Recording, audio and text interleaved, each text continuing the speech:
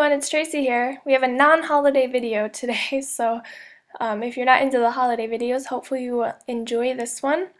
So I'm going to start with the Lawn Fawn Stitched Party Banners die. I have the smaller banner and then the circle that comes with it. And I am die cutting these out of the Let's Polka 6x6 paper pad. I have a yellow small polka dot for the circle and then a coral color for the banner. And I'm just going to tape those into place with washi tape so they don't move on me when I'm running them through my Cuttlebug. And I'm just going to run one at a time. So first up I have the circle, and then I'm going to run the banner through.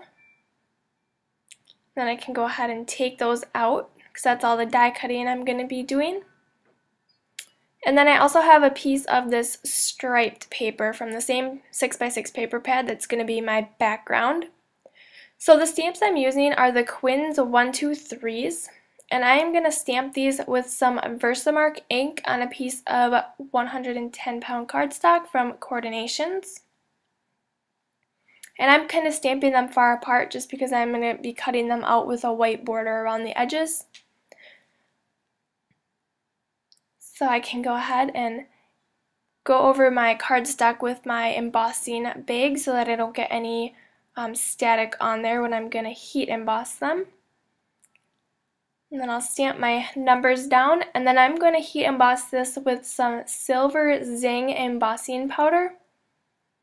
So I'll just pour that over my stamped image and then tap off the excess and then heat emboss that with my heat tool. And then I also did cut them out. You can see that white border around the edge.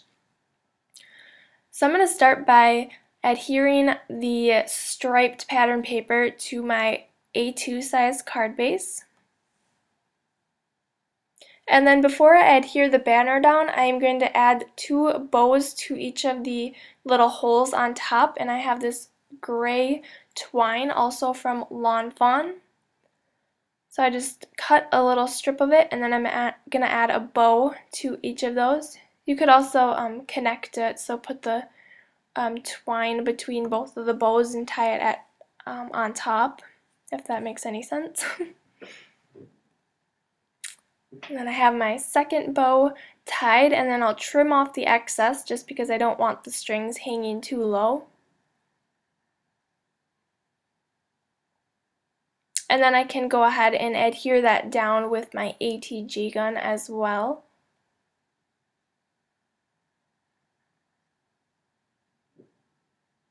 And that's just going to go right in the center of my card base. You could also pop this part up, but I am going to be popping up the yellow piece, so I didn't want too much dimension. And before I add the circle, I'm going to go ahead and stamp my sentiment. It is from the Lawn Fawn #awesome stamp set. So it says #happy birthday, and it goes perfect with the 21 theme. So then I'm going to add my numbers. I'm just using the multi-matte medium.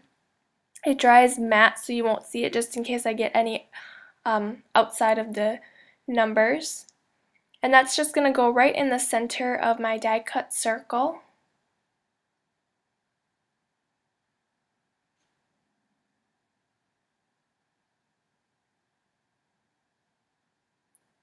Alright, so then I'll adhere that one right into place, and then you want to let this dry before you move on to the next step.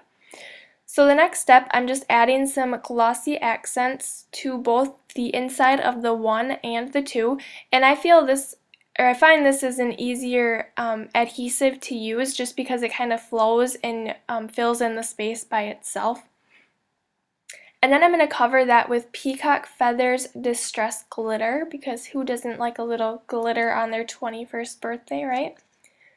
And I'm not going to lie with this glitter. It does get everywhere, so if you don't like glitter, it does tend to stick or be a little bit more clingy than other types of glitter, but I really love the effect that it has.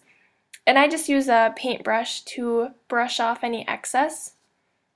Alright, and then like I said, I'm going to pop that up with some 3D foam squares. These are the large ones from Best Creation. I'll go ahead and peel the back ends off from each of those. And then that's going to go right above my sentiment in the middle of the banner.